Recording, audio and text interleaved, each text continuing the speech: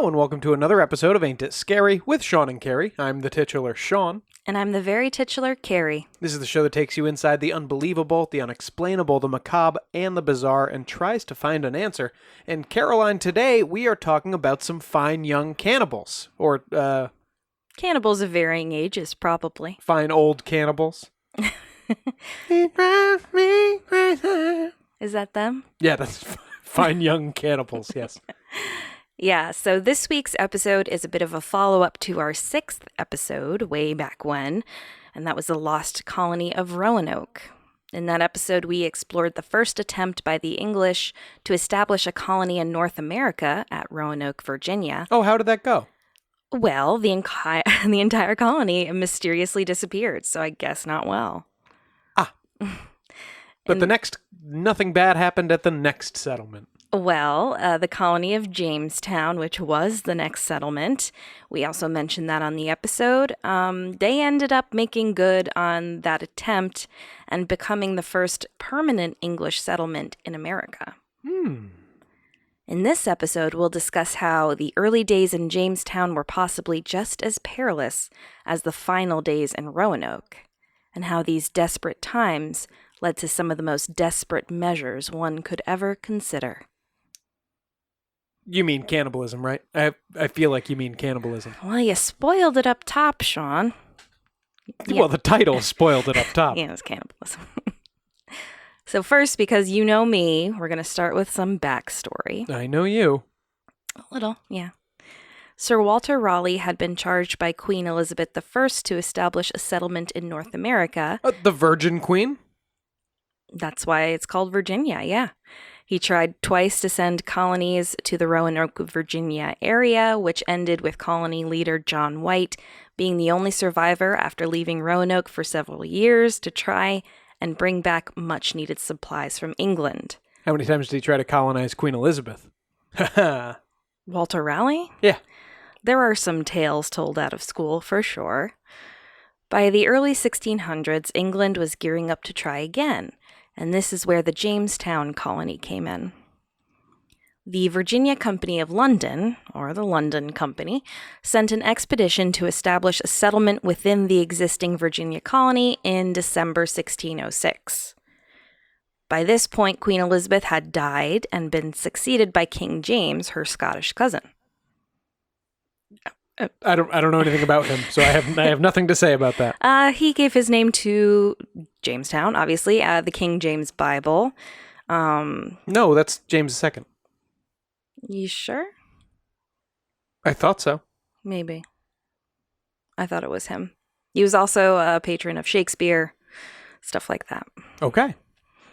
James likely saw the promise in the new land and wanted to achieve success where Elizabeth couldn't, so he approved the expedition, led by 3 ships, the largest, Susan Constant, the Godspeed, and the Discovery.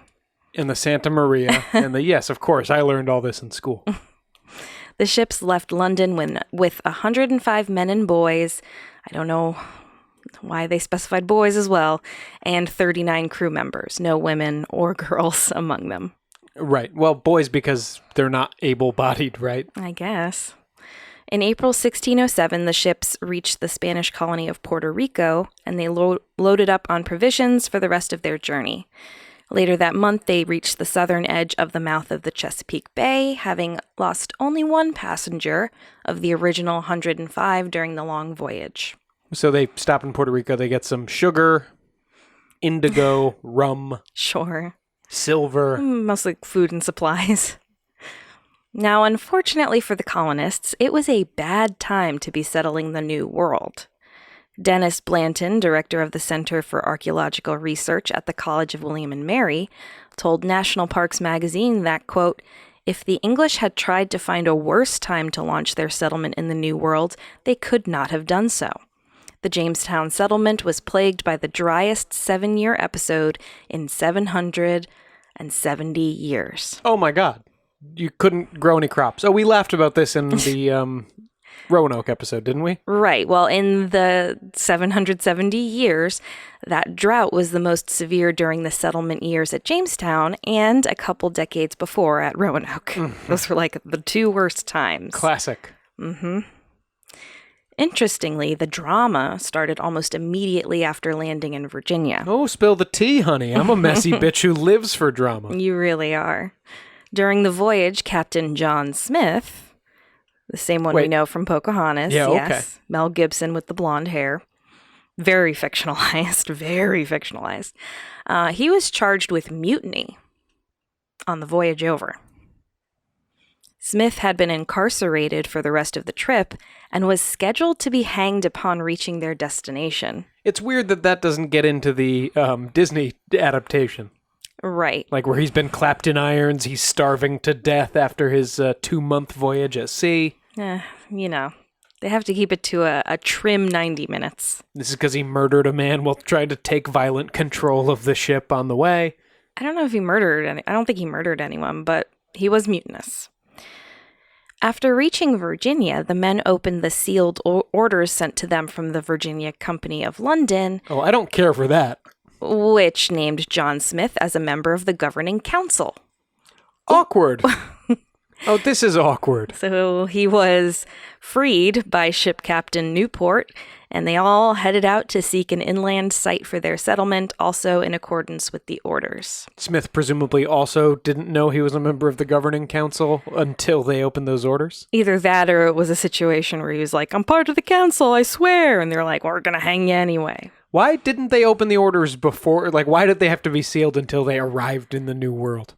I assume it's so it doesn't cause any problems during the voyage. Because the orders are like, you guys, you guys, this place you're going sucks. Good luck not dying. No, but the council was like less than 10 of the guys. So if they'd known ahead of time, there would have been more mutiny. I was going to say, God forbid, there could have been a mutiny on board the ship.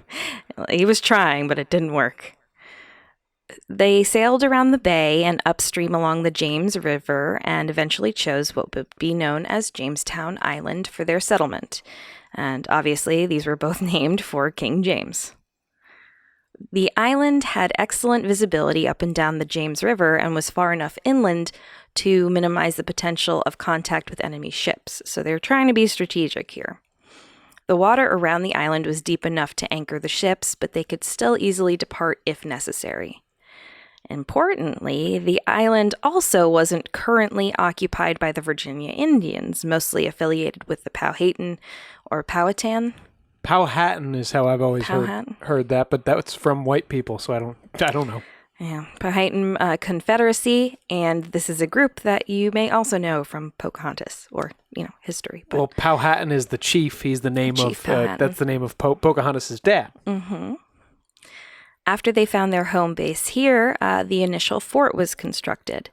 Many of the original settlers were upper-class gentlemen not well suited to manual labor. This is the part where they're all like, dig, dig, dig. Yeah, except they're like, I don't want to dig. Like there was more of that. I broke a nail. I broke another nail. And this kind of had happened in the first Roanoke group. Mr. Smith, I broke another nail. So this has kind of happened in the first Roanoke group. They didn't really learn a ton from those mistakes, apparently. The settlers were attacked less than 2 weeks after their arrival by the Paspahegh Indians, and the natives killed 1 man and wounded 11 more. Was this just a raid, like to steal some stuff? I'm not sure of the motives, but I assume it's like, oh, new white people here. That's probably not going to be a great thing. And they were right. They were not wrong. In late June, Captain Newport sailed back to London on the Susan Constant with a load of pyrite, which unfortunately is fool's gold. They thought it was precious, real gold, I think. Hilarious. Yeah. So they were fools. Yes. By definition. Yes. And he brought some other supposedly precious minerals, leaving behind the 103 surviving colonists. Those colonists were beginning to find that the reason the island hadn't been occupied was because of its swampy nature and limited hunting, along with a marshy area that was infested with malaria-carrying mosquitoes. Great, and also you can't grow anything. Yeah, so... Because despite this being a swamp, it is bone dry. So if the people that have lived on this land for God knows how long don't live there, that might be a good hint, but they probably thought they knew better. because white guys. What are all those dumb natives doing? Look at this. This is a nice island over here. Stupid. What, these guys didn't see this? Drinking the contaminated waters caused deaths from saltwater poisoning and dysentery. I mean, those guys have probably been in this country for like 10, 15 years, right? How'd they miss this? Ridiculous. Eventually, 135 settlers would die from these issues. Newport came to and from the colony twice within the next year and a half to bring more supplies. Got the hell out of there before he could die of malaria. The first supply mission brought insufficient provisions, but another 70 colonists. What? That's the opposite of what they need. Yeah, that's going to keep happening, so put a pin in that. Shortly after this, the fort burned down and had to be rebuilt.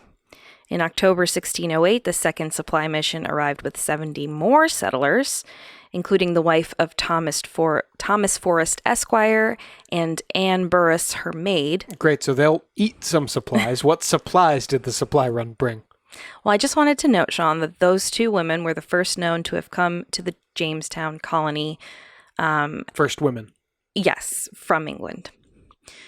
Also included in the second supply were some of the first non-English settlers due to the active recruitment of skilled craftsmen, and also some industry specialists like builders and things like that.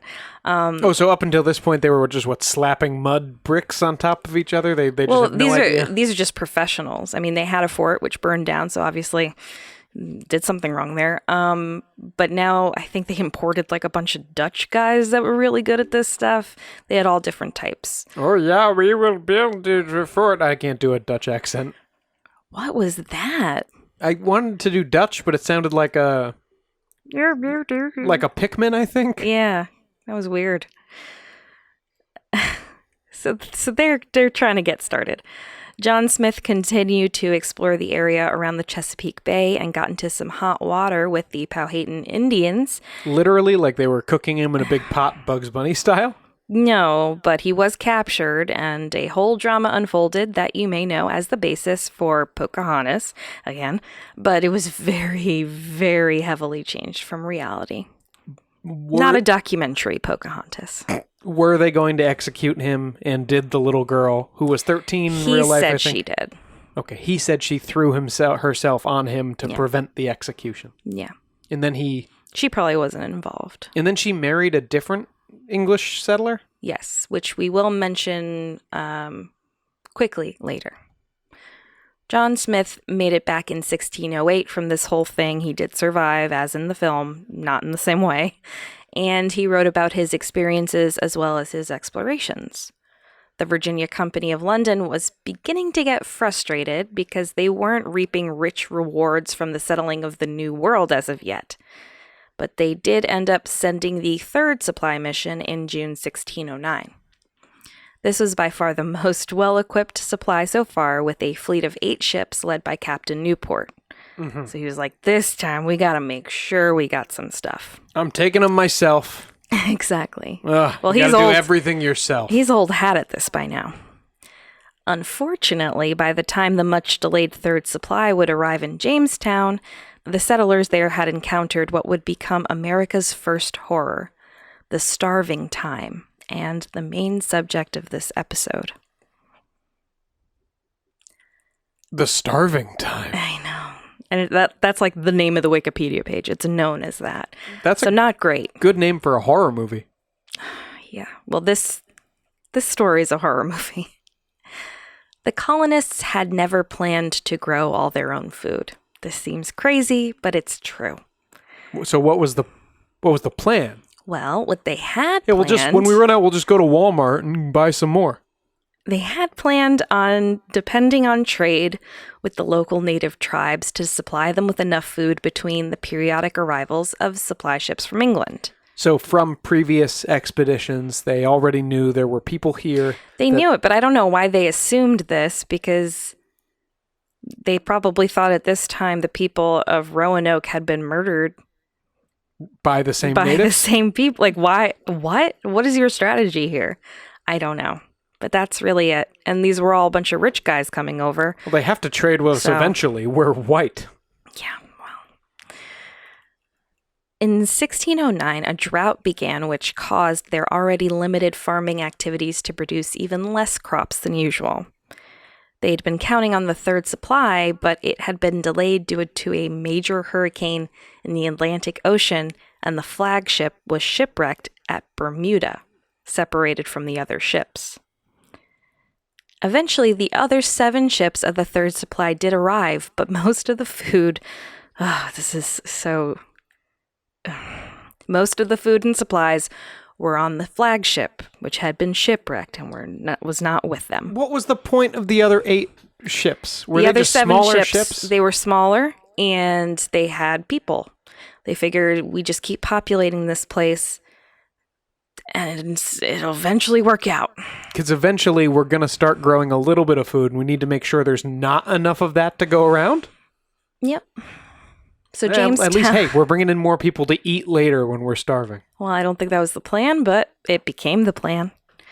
Jamestown got an influx of 7 ships worth of new colonists and barely any extra food to help their already strained supplies. This ended up being the perfect storm for a starving time.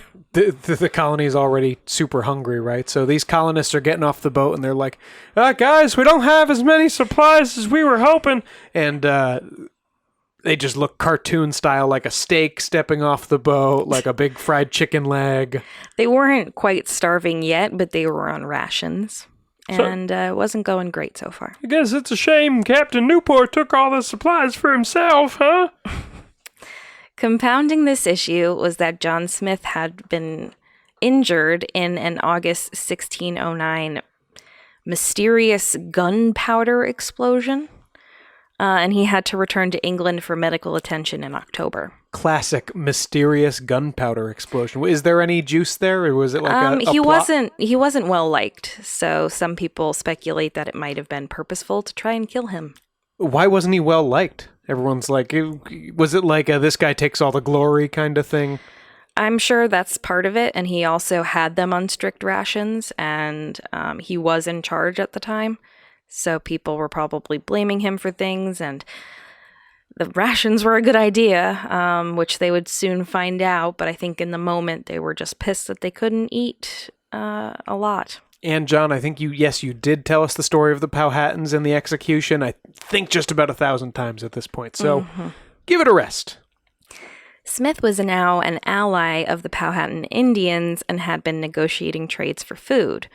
But after his departure, Chief Powhatan severely curtailed the trade because his alliance was really just with John Smith. It wasn't with the idea of Jamestown. Now, Powhatan even used the prospect of trading for corn to betray an expedition led by Smith's successor, John Ratcliffe, who was kidnapped, tortured, and murdered. By Powhatan and his people? Mm-hmm. No Pocahontas to jump in there, huh? I think she wasn't feeling it at the time. The natives, understandably so, had had their own struggles with the drought that year, and they weren't exactly feeling charitable to those actively taking over their lands. So things were already grim. The white people are just out on Malaria Island. They're not taking any land that the natives want. They're just going to expand, Sean, and they know that. So things are already grim when the winter set in late 1609. And they were only getting grimmer, which we'll find out after the break. Break?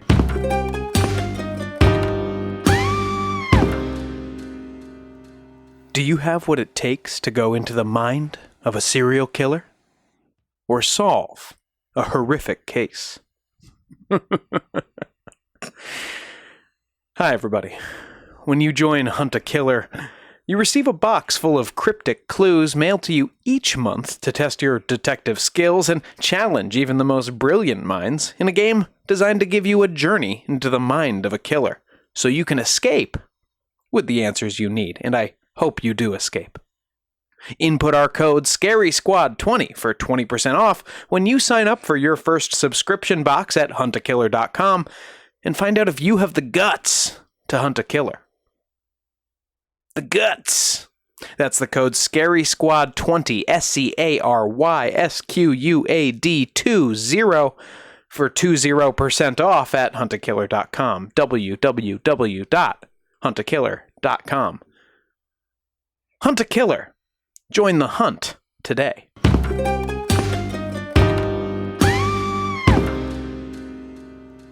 Welcome back.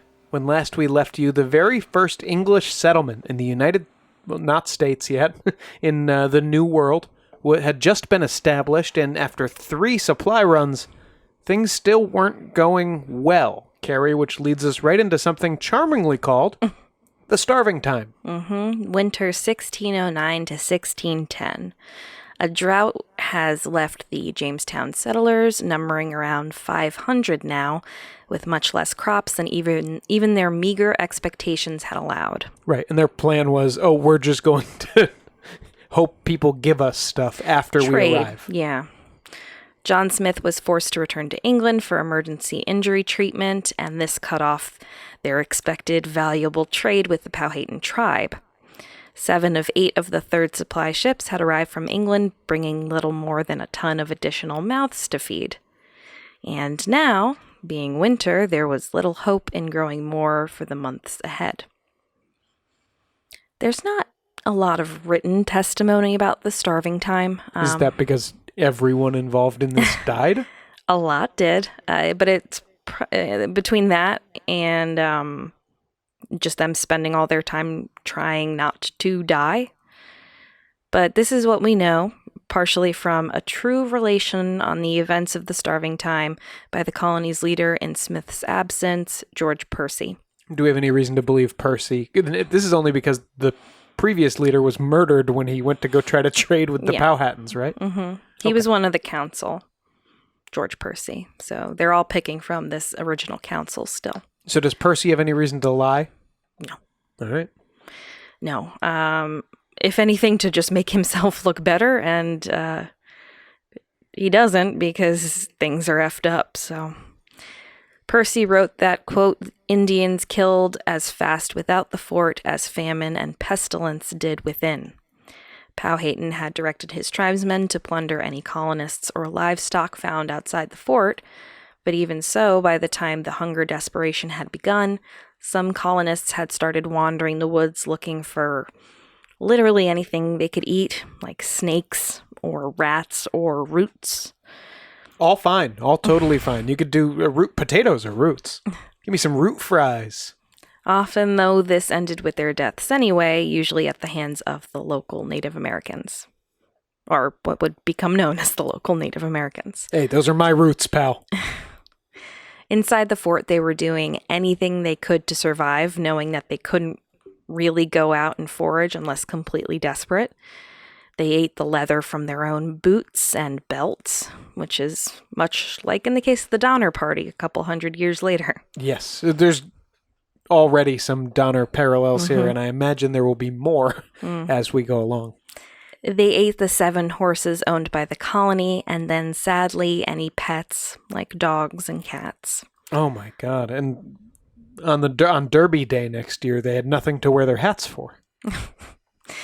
And then they started with mice and squirrels and other small wild animals. They were doing literally everything they could, but even these desperate rations were running out. Squirrels, they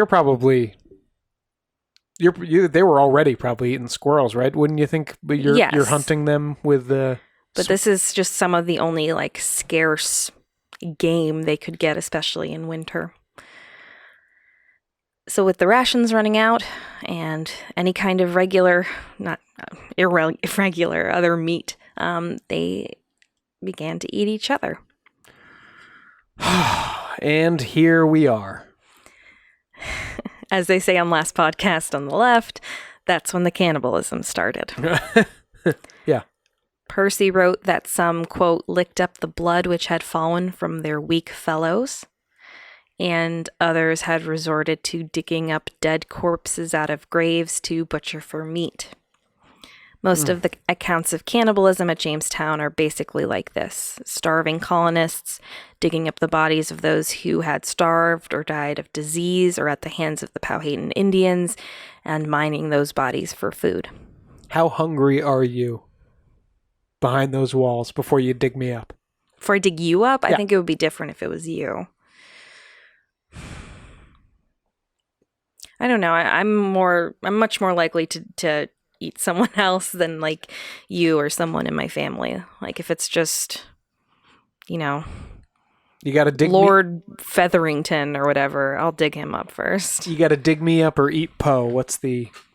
Kill Poe to eat him? Yeah. Oh, I'm digging you up, baby. Good. I don't think I could ever do that. Well, I think of it like being an organ donor. I want my body to do some good after I'm gone. Yeah. I mean, I would feel the same way. Once I'm dead, and it doesn't really matter if it helps keep my loved ones alive, sure. Eat it up. If you're not starving, I'd love for you to feed me to Poe, actually. No, I don't want him to develop a taste for blood. So most of the accounts are that people were digging up corpses to eat the meat. Oh, see, I was nervous that this would be like a murdering people to eat each other, which there was a little, if I remember correctly, a little of that in the Donner Party. Well, I'm trying to get to it, Sean.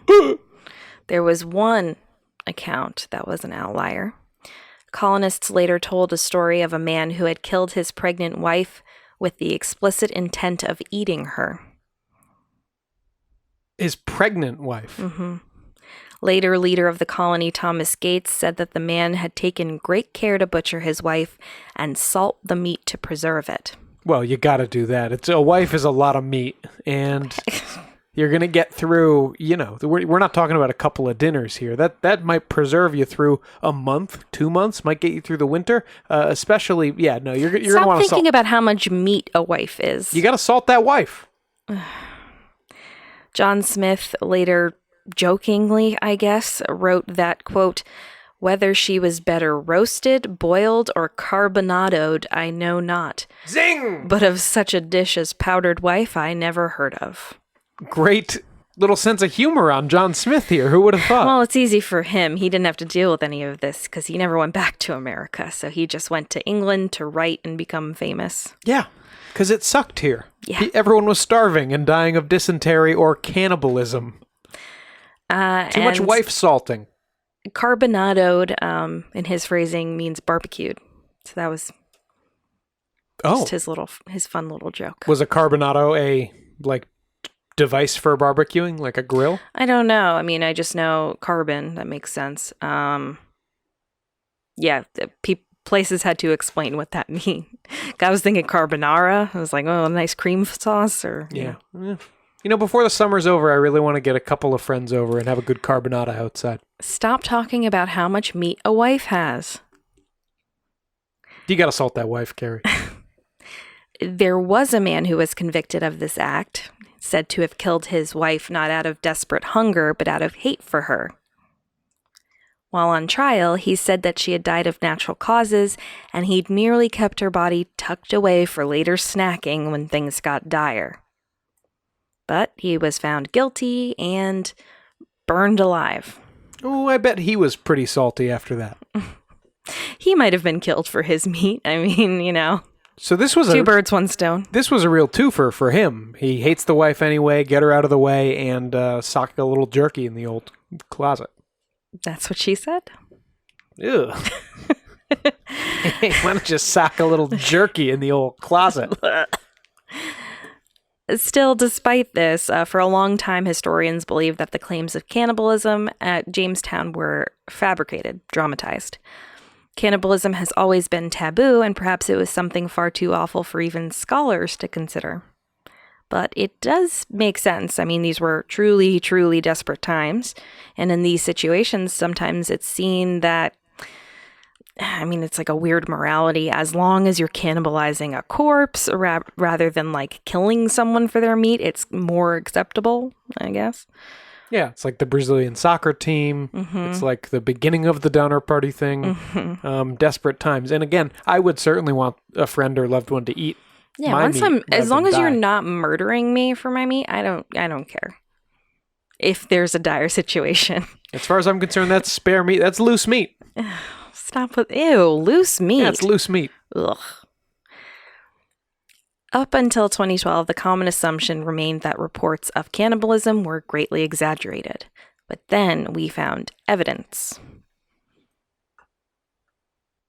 The remains of a 14-year-old girl nicknamed Jane were found in the area of a 1608 James Fort cellar during an archaeological dig. These remains included a mutilated skull and a severed leg bone and were discovered alongside butchered animal bones and other food discarded by the colonists during the starving time, like a butchered horse and dogs. Okay, so this appears to be a butchered human being. Mm-hmm. It was determined by Dr. Douglas Owsley, chief forensic anthropologist at the Smithsonian Museum of Natural History, that the skull had undergone multiple blows and slices from at least 3 different sharp-edged metal implements.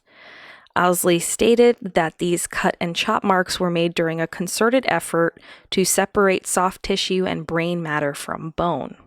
Quote, "They were clearly interested in cheek meat, muscles of the face, tongue, and brain," he said. Jane's hair was not removed. That's the tastiest part of a wife. Stop with that. Joke. Listener, the look on Carrie's face is one of genuine shock. I am concerned. Horror. And just a little hunger. The remains underwent months of testing, all of which confirmed the conclusion that Jane's body was a clear victim of cannibalization, the first evidence of survival cannibalism in any European colony in North America by that time. Wow. So this was pretty big news when it came out. So big, in fact, that the Smithsonian Institution, along with Colonial Williamsburg and Preservation Virginia, released a public statement to confirm it. Oh! They were very proud of themselves. Guess what? They ate folks right here! They basically said that this was the second most meaningful historical discovery after finding the fort itself. Wow. In the area. Jane had likely come with the 3rd supply ships, and examination of her remains indicated that she was about 14, female, and had consumed a European diet of wheat and meat originating from the southern coast of England, which is probably where she was born. It's cool that you can get even, you can go that far. The beef she ate came from southern England. Yeah, it's wild. It's uncertain who she was or her status, but due to her diet and isotope testing, they figured that she may have been from a high-status family or one of their servants because of the quality of protein she ate. Well, it's a great equalizer, though, isn't it? Yeah. It's also uncertain who had eaten Jane. It's believed that she wasn't murdered for her meat, I guess. So all those skull blows are strictly after? Yes. Owsley stated that the cutting had not been done by an experienced butcher, except possibly the chops to the shin bone. There was a hesitancy, trial, and tentativeness in the marks that is not seen in animal butchery. The butcher themselves might have even been a woman, as they had begun to outnumber the men as the starving time went on. That's interesting. Mm-hmm. When you said this... I think women in general just usually have more reserves of fat. Oh, I see. So that makes sense to me anyway. Yeah, that makes it harder for them to dodge drug tests as well. Sure. Owsley also feels that the cuts on Jane were done post-mortem. There are no other indications that might lean toward her being killed, and considering that settlers were dying of famine and disease left and right, there likely would have been no need. Unfortunately, fresh corpses were in high supply, and though we don't know how Jane died, it was likely due to famine and disease. Right. Yeah, that makes sense. I guess I was just picturing the men and having been bigger and stronger and so surviving later into the winter, but I guess not the case. Right, and keep in mind, a lot of them aren't big and strong men. Right. They're fancy boys. Fops. Yes. No matter how Jane died, ending up in the equivalent of a 17th century dumpster is really a horrible way to be sent into the afterlife. In 1610, a small crew of settlers escaped Jamestown on a ship they called the Swallow, which I think was just like a longboat from one of the other ships. And they arrived in England in spring 1610 to tell those there about the cannibalism. Wow, they crossed the ocean? Mm-hmm. And many couldn't believe it. On Bermuda, throughout much of this time, we still had the occupants of the shipwrecked flagship, the Sea Venture, trying to figure out how the hell to either get home or to Jamestown. Don't go to Jamestown, guys. Don't go to Jamestown. So this is actually how England discovered Bermuda. It had not been an English colony before this. This shipwreck. Yeah. Over the course of a few months, the survivors of the wreck built 2 smaller ships from Bermuda cedar and salvage from the Sea Venture, called the Deliverance and Patience. Very apt. And they left for Jamestown.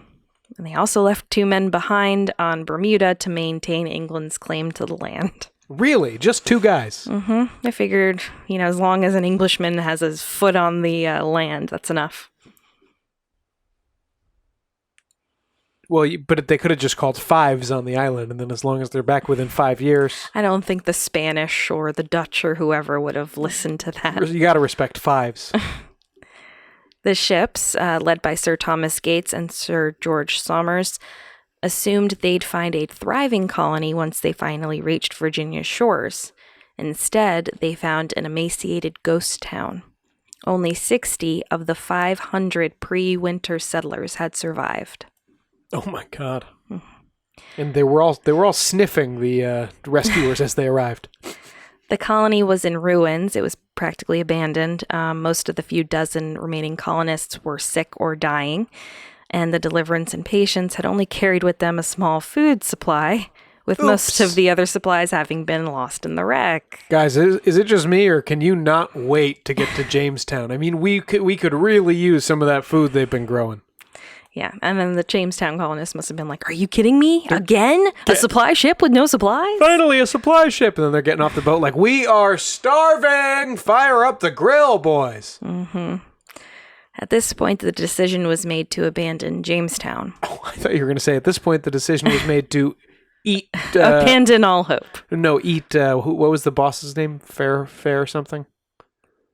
Thomas Gates? Who was in charge of that supply run? Originally, it was Thomas Newport, but I'm not sure if he made it back.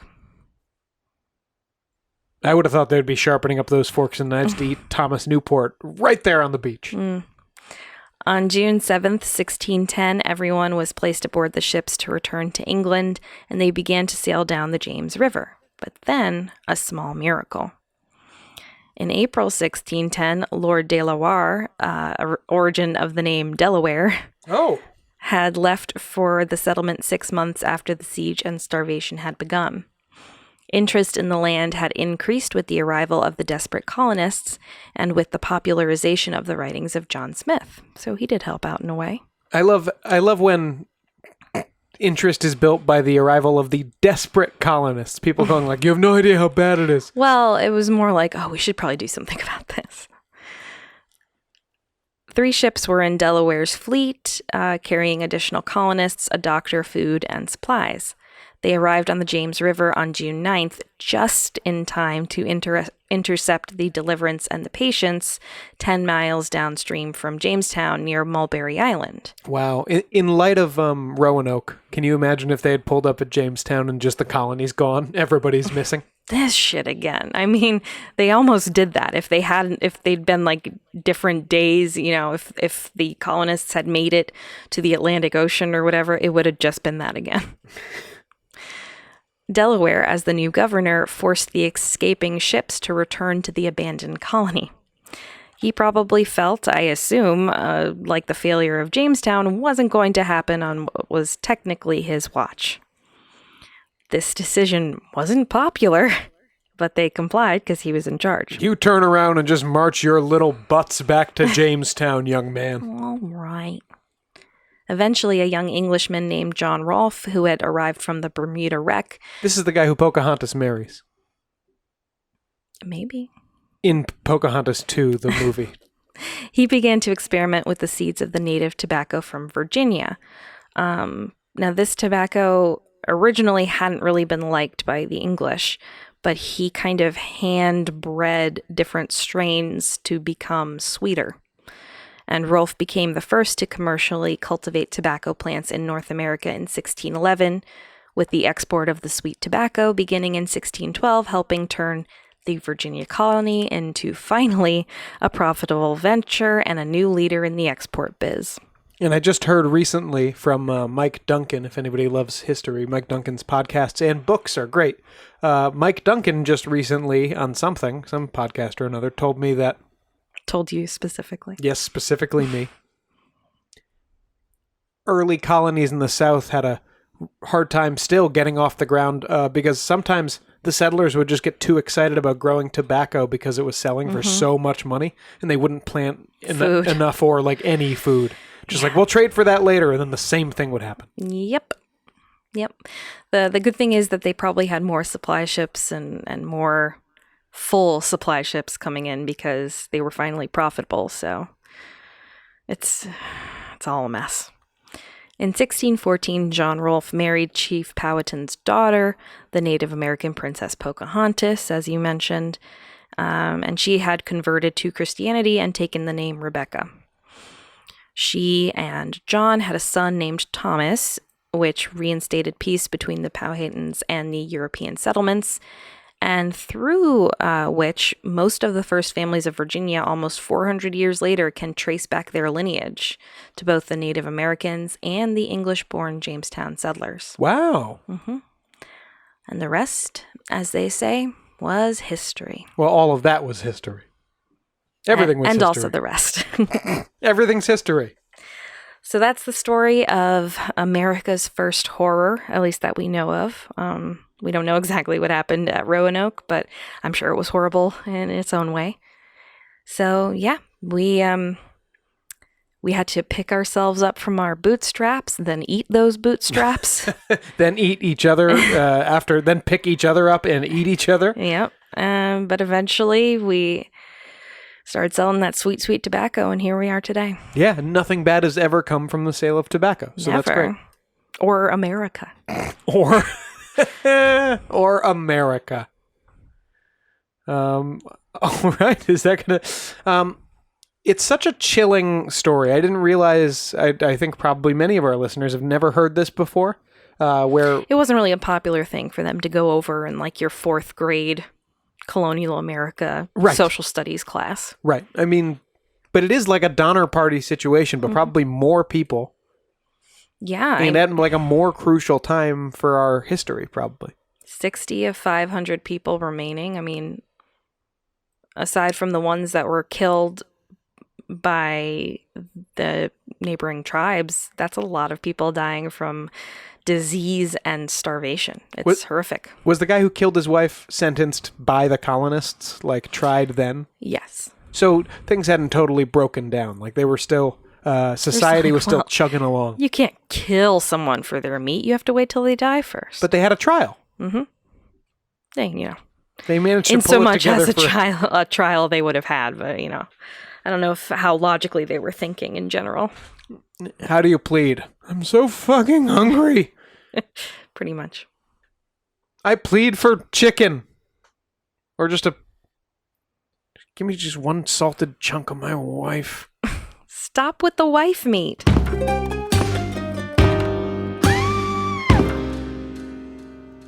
We had a shorter than usual main episode today because we have 2 big news stories to cover. So let's get to it during this supersized edition of True Crime Time. Ripped hot from really ripped from today's headlines this week. Yeah. From last week, we complete our dissection of the Murdoch family murders and their whole saga, I guess. Complete or just set up something that you're definitely going to have to cover in a future episode? Definitely a future episode, this whole thing, for sure. And it's still ongoing and developing. So just to remind you, the Murdoch family is a South Carolina legal dynasty with many powerful ties in the area, thanks to their recognition dating back to Murdoch's great-grandfather through father, all serving as the top prosecutors in the region from 1910 through 2006. So they are fancy boys, much like some of the Jamestown settlers. They have a huge dining room somewhere in their house with portraits of all the male members of the family. Never the female. We left off last week with a series of very unfortunate events. Son Paul Murdoch. Which is my least favorite Lemony Snicket book. Sorry, go ahead. Son Paul Murdoch boating under the influence and causing the death of a 19-year-old girl in 2019.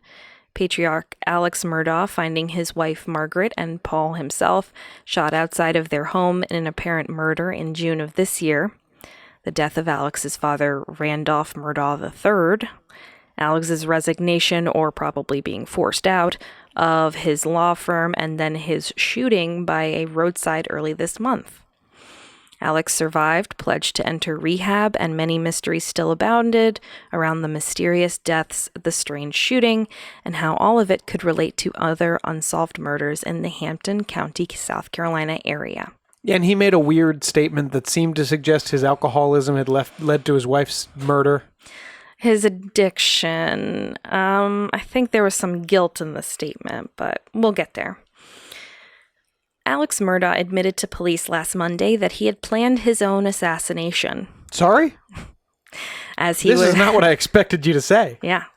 As he was able to, admit this, it clearly didn't go the way he had expected. Failed. Murdoch told investigators that he asked former client Curtis Edward Smith, 61, to kill him so that his surviving son, Buster, yes. Yes. The bunny. We did this last week. Yeah, we did. Could collect a $10 million life insurance payment upon his death. Fortunately, or maybe unfortunately, Smith only left Murdoch with a superficial gunshot wound to the head, because apparently those do exist, and also a lot of suspicion. Smith was arrested and charged with assisted suicide, aggravated assault and battery, and insurance fraud in connection with the September 4th shooting. Assisted suicide is a charge? In some states, yeah. And I think in others you have to get... murder? No, you have to get permission, I guess, to be like a doctor that carries out these things. I think Oregon, it's legal. Oregon, sorry. Smith admitted to being at the scene and getting rid of the gun, but it's not clear at this point if he has a lawyer. Murdoch, for his part, has not yet been charged, but family lawyer Dick Harpootlian, also a South Carolina state senator, said on NBC's Today Show that he did expect Murdoch to be charged with a crime, though he emphasized that Alex had nothing to do with the killing of Margaret and Paul Murdoch. I don't mean to laugh at Dick. It's just that he has a funny name. A little poot. Dick Harpootlian. Oh, it's great. Apparently, Murdoch had concocted the murder plan after trying to stop abusing oxycodone and suffering from massive depression, which something that's understandable, at least the latter, after the murders of two of your close family members. Yeah, and getting off oxycodone will cause some pretty severe depression, too. Murdoch had wrongly believed that Buster would not receive any life insurance payout if he died of suicide, which I assume he considered, so he asked his former client, Smith, to take care of it. Smith was also apparently Murdoch's oxy dealer, and Murdoch had allegedly misused millions of dollars of the PMPED, or pimped, law firm money to pay for the painkillers.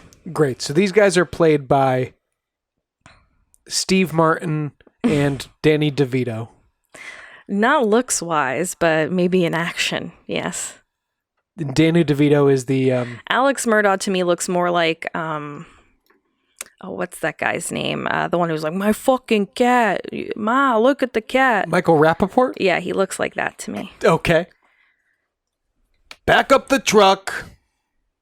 Oh, yeah, he kind of does. Okay, sure. Or maybe a younger Ed Begley Jr. So we get Michael Rappaport to play him in the movie. Mm-hmm. And then Danny DeVito is this... Sure, I mean, any Danny DeVito in a movie is better. Incompetent would-be hitman. Mm-hmm. We mentioned last episode that the unsolved case of the murder of Stephen Smith was reopened in connection to the Murdoch investigation. Now another case has been reopened too. In 2018, Murdoch family housekeeper Gloria Satterfield had died in their home due to what was attributed in court documents to a trip and fall accident. Okay, what has led it to be reopened? Well, Hampton County Coroner Angela Topper said that the death was never reported to her office and no autopsy was conducted, which was unusual. Oh, is it? Oh, is that unusual? It seems all of the Murdoch drama has stirred up this accident again because lawyers representing Satterfield's son came forward to say that they had not received any of the $505,000 settlement for them. They had not received any of the $505,000 settlement their previous lawyer had reached with Alex Murdaugh after Gloria's death. $500,000 settlement? $505,000. For a slip and fall? I mean, a fatal slip and fall. You know. What the hell happened?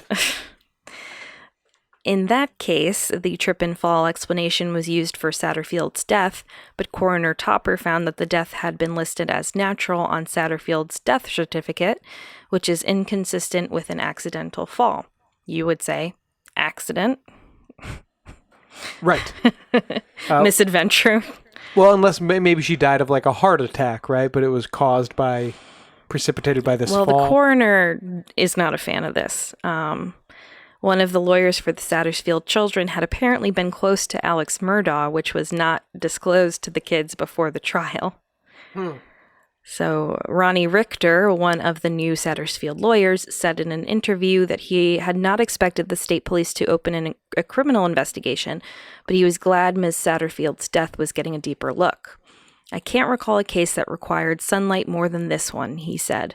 Wherever it comes from, it's a good thing. We'll be sure to keep you updated on this bizarre series of events. And recently we found out that HBO is making a documentary about this whole saga. So I'm sure that'll be popcorn viewing in a year or so. Carrie, give me some rife speculation about the maid. I don't know. I have to read more. Like, I don't really know the details. I don't think it's really known to the press either. But the wife and the daughter really were killed? The son. The wife and the son really were killed? They were shot execution style. This is just me speculating, so take that as you will. Don't sue me, anyone. I think Alex Murdaugh was probably into some stuff. Whether like it's owed some money. I think he certainly owed some money. He was already stealing from his law firm and was basically forced out because of it. How this might relate to Gloria Satterfield's death or the death of the 19-year-old kid that was found nearby. I mean, it seems like certain details that the police have found from this investigation have led them to reopen that one, which was never solved. Yeah, how does that connect? I have no idea. So strange. I cannot wait to get to the bottom of all this. And we will be waiting with bated breath for more details to bring our listeners. Mm-hmm. Now on to the other huge crime story this week, that of the tragic disappearance and death of 22-year-old Gabrielle "Gabby" Petito. Yeah, we talked about this. I'm nervous to even cover any of this because this is like ongoing and yes, very, very topical. So I'm doing a just the facts, ma'am, right now. Yeah, all right. So what happened to this poor girl? Well, just for our listeners, if you've checked in with the news or watched TV or even have been on TikTok this week, you've seen Gabby's case all over every channel. Unfortunately, it hasn't ended the way that the Petito family and the whole country would have hoped, but it also hasn't really ended at all since it is so current. Now, we didn't want to do a whole episode on this because, again, with the speculation that we were just doing with the Murdaughs and everything, it's just too fresh. It'd be irresponsible now. Yes. So right now I'm just going kind of through a timeline of events just because it is the news story this week and it's true crime. But we're, trying to be as respectful as possible. We just want to bring the information to those that listen to the show. In June 2021, a couple months ago, Gabby and her fiancé of 1 year, Brian Laundrie, left on a cross-country road trip in Petito's white Ford van from Blue Point in Suffolk County, Long Island, New York. So this is an area I know is about halfway between where I went to college and where my family has stayed in the summers, but most everyone else would know as the location of Blue Point Brewing Company. Right. Gabby and Brian, 23, had been visiting her family for her brother's high school graduation, and then they left Blue Point around July 4th for their road trip, intending to visit state and national parks across the western United States. And you did something kind of similar to this a few years ago, right, Sean? Well, my senior year of college. That too, yeah. I spent a semester in L.A., so I drove with a couple buddies across the country. Is that what you're talking about? I was talking about when you went with your mom and sisters. Oh, yeah. That was just the... Because a lot of those locations are going to come up in this story. That was just the national parks down in Utah. So it was Canyonlands, Arches, the ones outside of... That trip, we started in Vegas, and we drove down into Moab, Utah, and along the way we hit Zion National Park and Arches and Canyonlands, all that kind of... It's funny starting with adult Disneyland in Nevada and then going to the opposite of that, and all the kind of most natural beauty in the world is right over there in Utah and Arizona. Yeah. Gabby, a content creator, posted many pictures and videos from the trip until her disappearance. She showed her and Brian stopping in places like Monument Rocks in Kansas, Colorado Springs in the Great Sand Dunes, and Zion National Park in Utah. She posted from Canyonlands National Park on July 31st, and then she didn't post again for 12 days, which was unusual for her routine on this trip. On August 12th, she returned to Instagram to post pictures from the Arches National Park in Utah. But on this same day, she was also encountered by a police officer called to reports of disorderly conduct. So they were probably staying in Moab, right? Yeah, I mean, they're going all around. Right, but yeah. A 911 call had come in saying that while driving by a white van with Florida plates, same as Gabby and Brian's, the driver had spotted a man slapping a girl. And from the description, it seems like the van and the two of them were on the side of the road. Like, they were probably outside of the car. So car passes, white van on side of the road, man slapping a woman, and calls the police. Mm-hmm. That's a good Samaritan. I would expect most people to mind their own. And I'm not saying, like, he should have minded his own, but most people I probably... would have called the police so freaking fast. But a lot of people would have just turned back to those street signs. Well, this driver stopped. The couple ran up and down the sidewalk. The man hit the young woman, I think, again. And then the two hopped in the car and drove off. So when the police arrived, and you could see the whole body camera video, the white van is parked by the side of the road, and he approaches them and confirms the name of Brian Laundrie, who is driving, and Gabby Petito, who is crying at the time. The two were described as having gotten into a physical fight following an argument.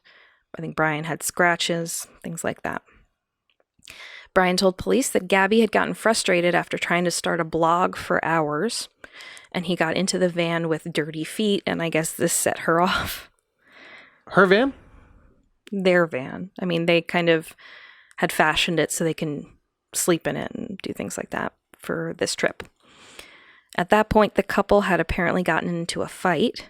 Gabby can be seen tearfully explaining her anxiety and OCD to officers, while Brian asks police not to press charges and says that everything's fine. Police had them separate for the night, taking Brian to a hotel and giving Gabby the keys to the van. Officer Daniel Robbins wrote in his report, "After evaluating the totality of the circumstances, I do not believe the situation escalated to the level of a domestic assault as much as that of a mental health crisis." And no charges were filed. Neither of them wanted to file charges. What's your read on the situation? Mental health crisis? I guess it depends on whether he slapped her or not. I'm sure he did. But she might have hit him too. Seems like there was a fight. The next day, Brian posts pictures on Instagram from the Arches and Moab, and a week after the police altercation, Gabby posts once more with a picture of her and Brian inside the van. It's unclear where they were at this point. There's no geotagging or anything. Did she usually geotag? I wonder. A lot of the time, it would say like Arches National Park, like, you know, the little location tag that you can do on Instagram. Yeah, it's someone could have posted from her phone after she was... Well, we'll talk about that. At this point, it seems like she's still posting. On the same day, she also posts her first and only YouTube video for the aforementioned blog, showing the couple's relationship and travels. On August 25th, she posts her final Instagram post, a photo of her in front of a butterfly mural that's known to be north of Salt Lake City, Utah. And in it, she's holding a knit pumpkin with the joking caption, "Happy Halloween," because it's August. This is around the same time that Petito's family told police that they had last been in contact with Gabby. Before the last communication, she was believed to have been in Grand Teton National Park in Wyoming. Now, to be fair, August is when Halloween starts in this house. Yeah, for sure. I mean, it never leaves. On August 27th, a video was taken by Jen Bethune in Teton County of a white van with Florida plates parked in some kind of overgrowth at the side of the road. And this is more in a wooded area. Why was she taking a video of a random van? I think she was filming while she was driving. Like she had maybe one of those dash cameras. I'm not sure. August 27th is also the date of the last texts between Petito and her mother that the family believes were genuinely from Petito. Here we go. They ended with a message from Gabby reading, "Can you help Stan? I just keep getting his voicemails and missed calls." Stan is what Gabby called her grandfather, but the message kind of left Gabby's mother with some concern. She felt it was odd. On August 29th, Miranda Baker and her boyfriend said that they thought they had picked up Brian Laundrie. No, they didn't know who he was at the time. In the early evening as he was hitchhiking in Coulter Bay, Wyoming. No van, no girlfriend. No. And she stated this in September in a TikTok video, but she had already reported the incident to police. Laundrie had apparently told them he'd been camping at a site outside Grand Teton National Park alone, though he did mention his fiancée and her van. Baker didn't realize who the hitchhiker was until later, during all of this social media fracas, seeing the videos of him and kind of putting two and two together, like, oh, that's that weird guy that we picked up. Once Laundrie found out Baker and her boyfriend were going to Jackson Hole instead of Jackson, he got agitated, asked that the vehicle stop, and got out near the Jackson Dam. Do you know what? Let me out. Let me out. I gotta get to Jackson Hole. It's a weird situation, so I totally believe her seeing this face and being like, oh my God, that was the guy, you know? Yeah. On August 30th, the Petito family received their last text from Gabby's phone, but they doubt that she wrote the text herself. And the message reads, "No service in Yosemite." That's it.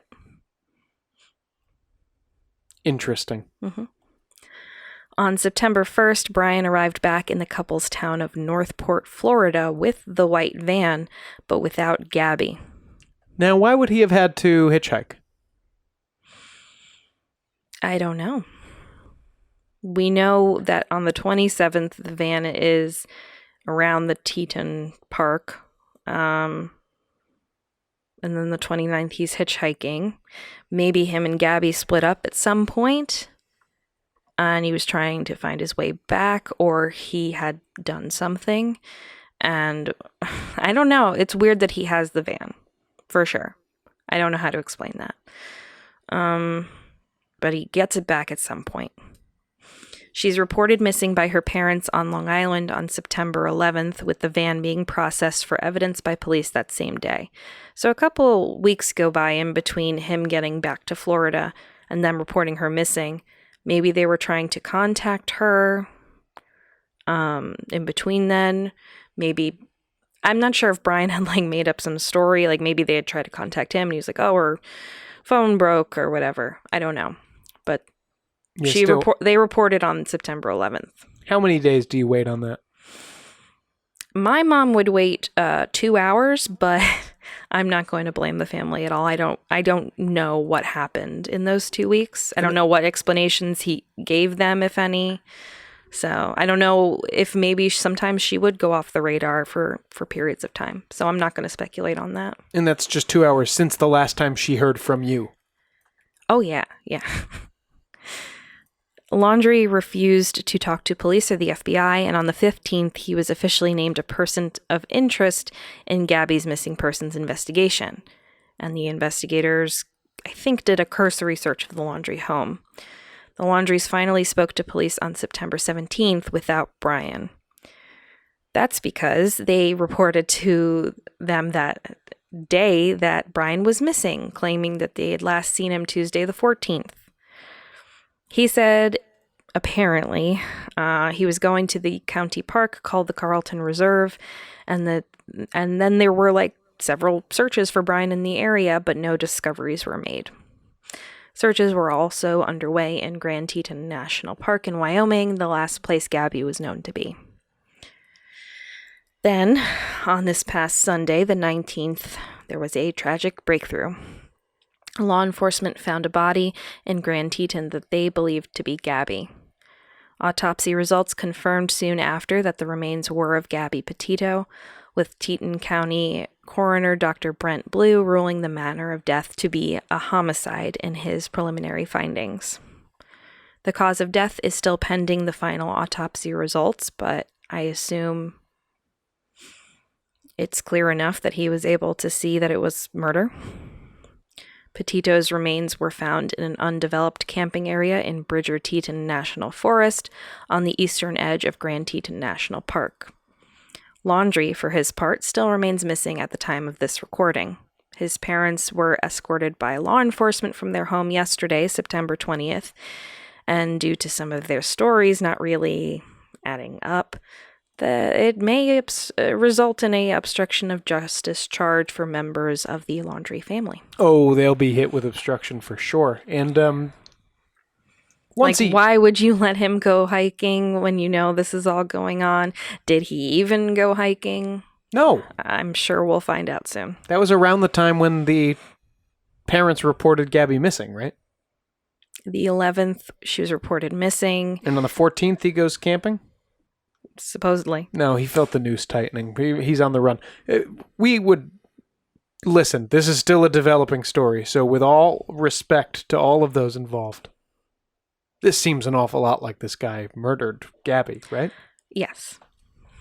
Yes. From his actions, yeah, I think the main question now is, where is he? If he did go into the reserve, I mean, I think it's possible, but could he have maybe killed himself? Or is he actively on the run? I don't know. And I'm not going to speculate anymore, because over the last week especially, social media has been in a frenzy hypothesizing on Gabby's disappearance and assumed, then confirmed murder. Now, Gabby was very active on social media. She's a beautiful, young, blonde, white girl.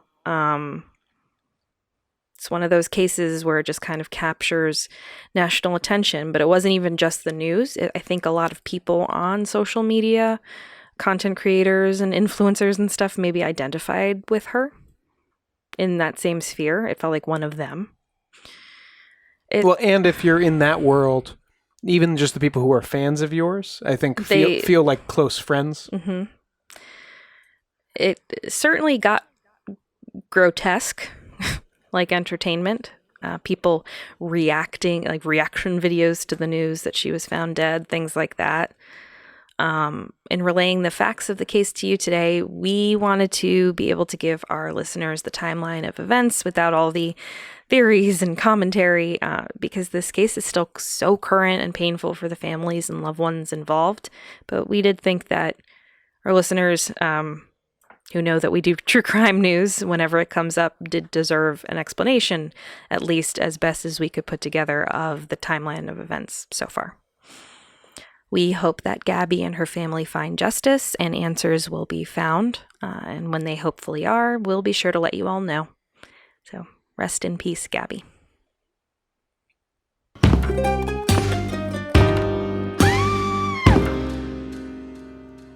That's it for this episode of Ain't It Scary with Sean and Carrie. Like us on Facebook and follow us on Twitter and Instagram at Ain't It Scary, and check out our website at ain'titscary.com. You can support the show by supporting our sponsors and becoming a patron at www.patreon.com/ain'titscary. And please subscribe to the show and throw us a 5-star review on Apple Podcasts. We'll be forever grateful. Don't forget to screenshot your 5-star reviews and share with us on social media for your chance to win a gift straight from us. This week, we wanted to give a special shout out to one of our favorite shows and friends of the podcast, True Crime Campfire. True Crime Campfire is a podcast hosted by Katie and Whitney, who roast murderers and marshmallows around their storytelling campfire. In Season 1, they took a deep dive into the case of the Puppet Master and the Prince of Darkness, a season-long exploration of the most bizarre murder case you've never heard of. In Season 2, they expanded to covering a different true crime story every week, mixing meticulous research with comic relief and seamless storytelling into one delicious s'more of a crime podcast. Recent episodes include an interview with Deborah Newell, whose life with John Meehan inspired the podcast and miniseries Dirty John, and the 2017 disappearance and murder of Martre Coles. You can find True Crime Campfire, just like us, wherever you get your podcasts, and on Facebook, Instagram, and Twitter at True Crime Campfire and at TC Campfire. And come join us on Patreon, where we've got lots of fun things going on, lots of fun ways you can support the show. We do have a little bit of extra content up there every month, every couple of weeks for our biggest fans to kind of keep up with us. Carrie and I just did a fantasy draft of all of the murderers, monsters, and weirdos we've covered on this podcast so far. So that was a lot of fun last week. We got a little more Roast to Roast AM coming next week if you liked that. So yeah, get at us on Patreon. We want to give special thanks to our top tier patrons: Nate Curtis, Sean O'Donnell, Jared Chamberlain, Maria Ferrante, Robin McCabe, Comfy Mike, Alex Nakutis, Ryan Regan, and Christy Atchison. Thank you so much, guys. See you next Thursday.